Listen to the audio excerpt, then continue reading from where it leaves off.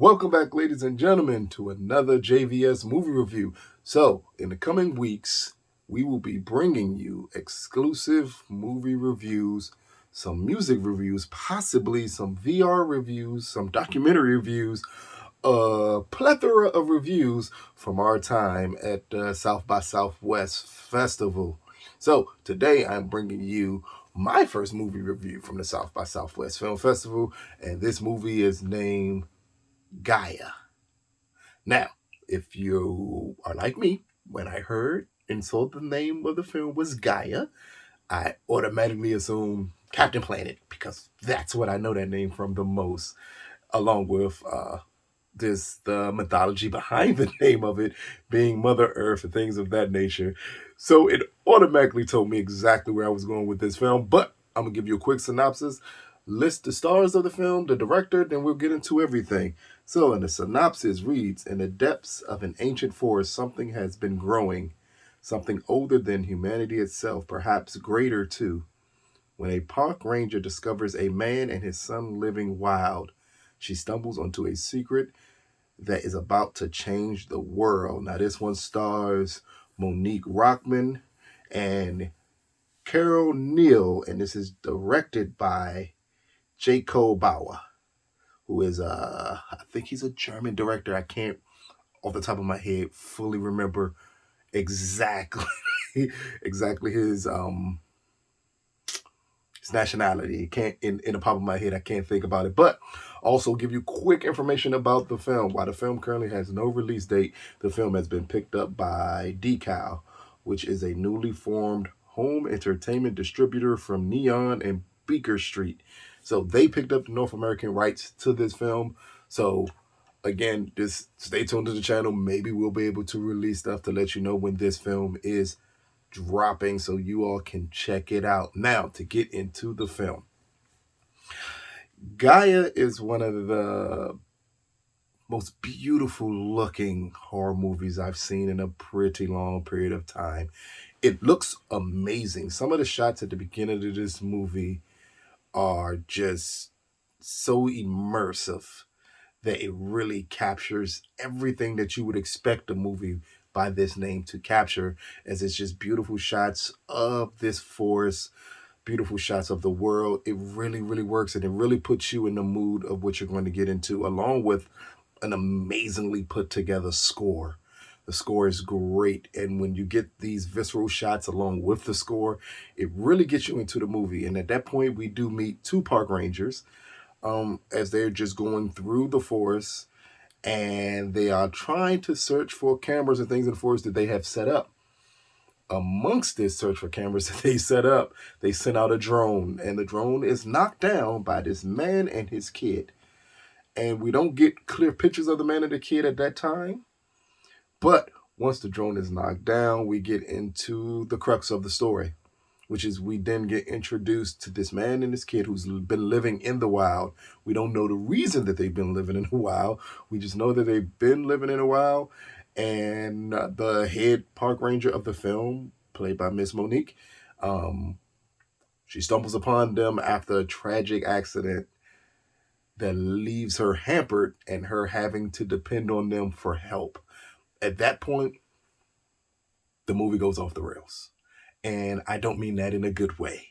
At that point, we get introduced to healing properties amongst the forest. We get introduced to monsters in the forest who are attempting to defend themselves against what they see as intruders into their territory. Now, the whole point of this movie, and again, you can guess it by the name, the whole point of this movie is this is supposed to be planet Mother Earth's visceral reaction to humanity and everything we're doing, everything that we're destroying in the forest, everything that we're doing in the world that is often in contradiction to Mother Earth and how to preserve it better for future generations. I know that sounds like a lot, and unfortunately for this film, it becomes a lot.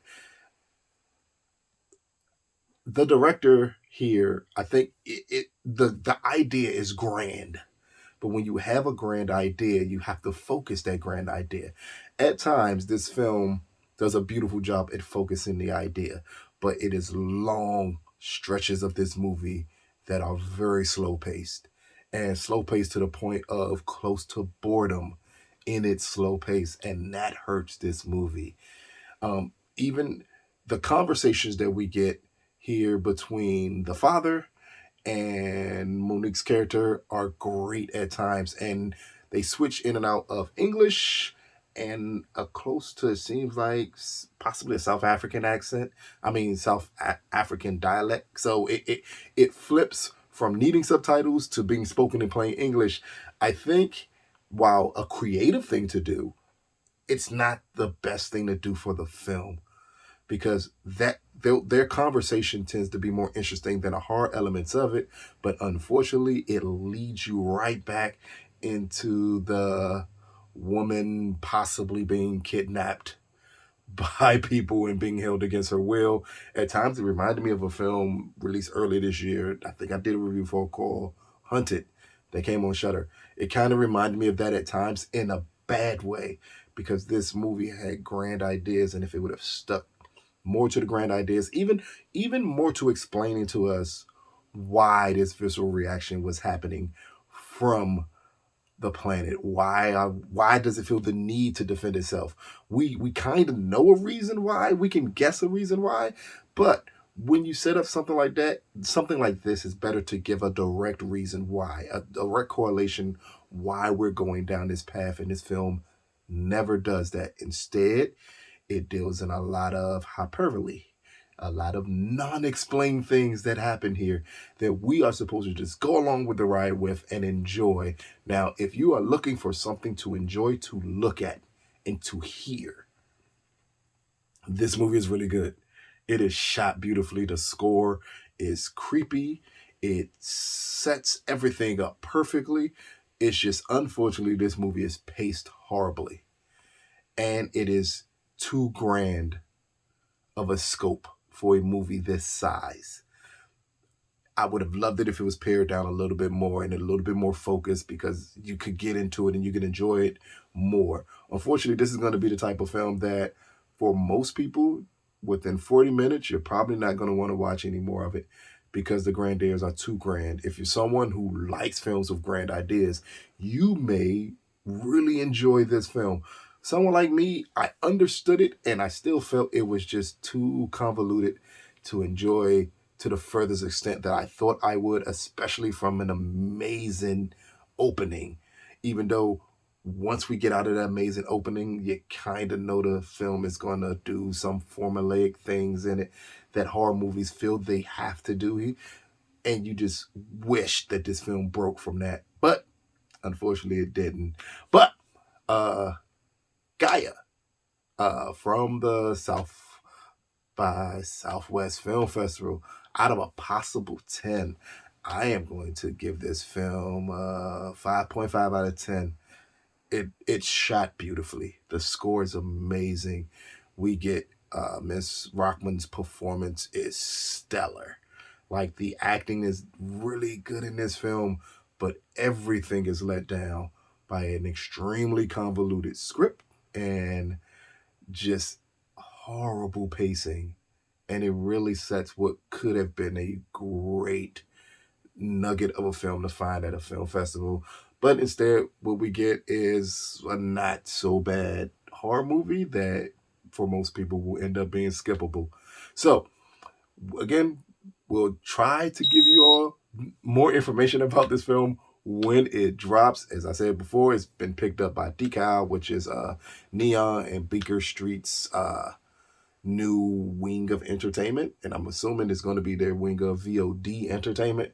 So once we get a date, maybe we'll give you an update on it, let you know where you can find this film at. But until then, this has been another JVS movie review.